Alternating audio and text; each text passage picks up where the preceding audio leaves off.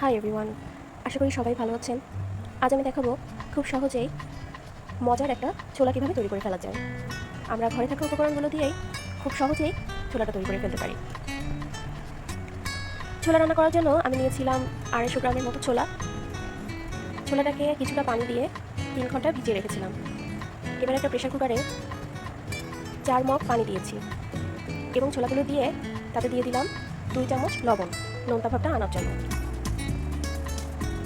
এবার আমরা 4টা সিটি দিয়ে নেব। সিটি হতে হতে আমরা এপাশে বাকি উপকরণগুলো ম্যানেজ করে নেব।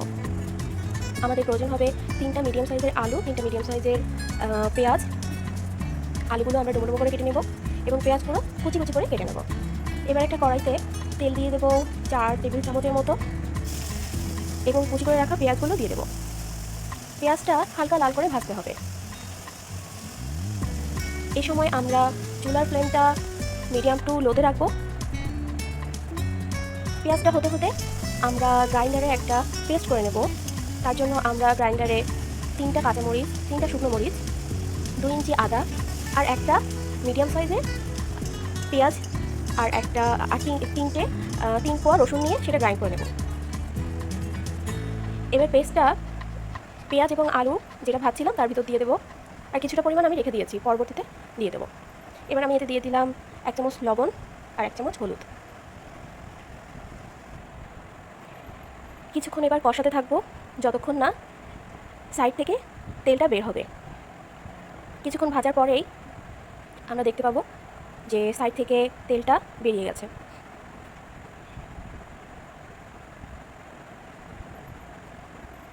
এই পর্যায়ে চুলার ফ্লেমটা আগের মতোই থাকবে। এবার আমি এতে দিয়ে দেবো 1 চামচ বিরিয়ানি মশলা, রাঁধুনি বিরিয়ানি মশলা। এটা একটা সিক্রেট ইনগ্রেডিয়েন্ট। এবার আমরা সিদ্ধ করে রাখা ছোলাগুলো কষানো মশলাতে দিয়ে দেবো এবং এই যে এখানে দেখেন ছোলাটা পুরোপুরি হয়েছে কি না তা আপনারা এভাবে চেক করে নিতে পারেন। ছোলার পানি সহই আমরা কড়াইতে দিয়ে দেব। এভাবে আস্তে আস্তে পানিটা কমে আসলে দেখবেন যে ছোলাটা একটু মাখা হয়ে গেছে। তখন আমরা এটা নামিয়ে নেব। এই তো হয়ে গেল রেডি। আমার একটু তাড়া ছিল, এজন্য আমি লাস্টে প্রেশার কুকারে 2টা সিটি দিয়ে দ্রুত রান্নাটা করে ফেলেছি। বিকালের নাস্তায় ছোলার সাথে আমি আরেকটু বানিয়েছিলাম ম্যাঙ্গো স্মুদি। এটার রেসিপি না হয় আরেকদিন দেবো। সবাই ভালো থাকবেন এবং আমার চ্যানেলটা ভালো লাগলে সাবস্ক্রাইব করবেন।